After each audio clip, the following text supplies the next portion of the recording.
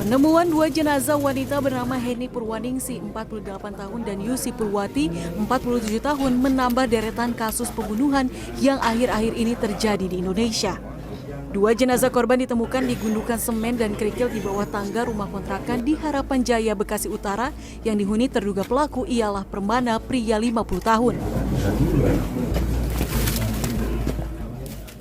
Pelaku ditemukan bersimbah darah di kamar dengan goresan di bagian urat nadi tangannya. Permana meninggal dalam perjalanan ke rumah sakit pada Senin 27 Februari 2023. Dari keterangan kepolisian dan CCTV, kejadian bermula Minggu sore. Saat itu, dua korban berboncengan sepeda motor mengikuti pelaku lalu berhenti di depan sebuah rumah. Korban dan pelaku kemudian masuk ke dalam rumah tempat pelaku tinggal. Sejak saat itu, kedua korban tidak kembali ke rumahnya masing-masing yang membuat keluarga curiga. Malam hari, suami korban Yusi mencari ke IGD rumah sakit dan pihak kepolisian mencari istrinya yang pamit mengaji sejak siang hari namun hasilnya nihil. Petunjuk datang sehari kemudian. Masing-masing suami korban melacak keberadaan korban melalui jejak GPS ponsel. Benar saja, pada Senin malam, keluarga dan pihak kepolisian menemukan dua jenazah korban di dalam rumah pelaku. Jasadnya terkubur di bawah tangga yang sudah dicor. Diduga pelaku sendiri yang mengubur kedua korban karena sebelumnya pelaku terlihat membantu menurunkan semen dari mobil toko bangunan. Permana adalah teman sekolah istri saya dan Pak Permana telah dimasukkan kerja oleh istri saya sampai Pak Permana ya merasakan sedikit nikmatnya hidup lah, mendapat fasilitas roda 4. Tapi balasannya pada istri hamba, ya Allah. Pelaku diketahui sudah 3 tahun tinggal mengontrak. Warga sekitar mengenal sosok pelaku sebagai pribadi yang ramah dan dermawan.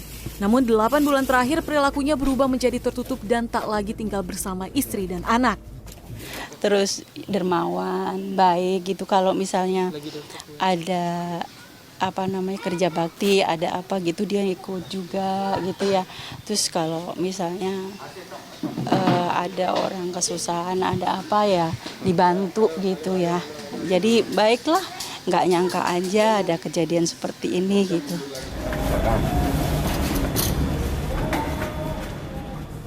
Sementara dua jenazah wanita dipindahkan ke RS Polri untuk diautopsi dan sudah dimakamkan.